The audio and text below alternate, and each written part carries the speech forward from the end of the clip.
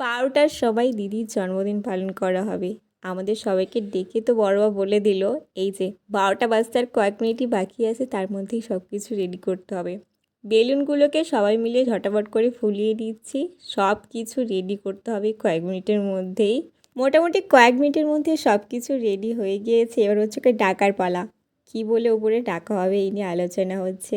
এই যে বনু হচ্ছে গেটের সামনে দাঁড়িয়ে পড়েছে।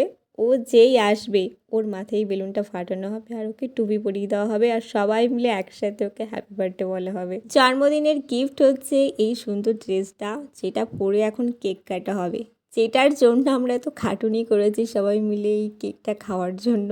আমাদের বাড়িতে সবাই এত এই কেকটা খেতে ভালোবাসে, এই গোটা কেক তো একদিনেই ছাপা হয়ে যাবে। এই 12টা বাজে আর এখন নাকি আমরা সবাই মিলে বসে বসে গপ গপ করে কেক খাচ্ছি। যাই হোক, এই ছোট ফ্যামিলি কেমন লাগলো তোমাদের জানিও। আর খুব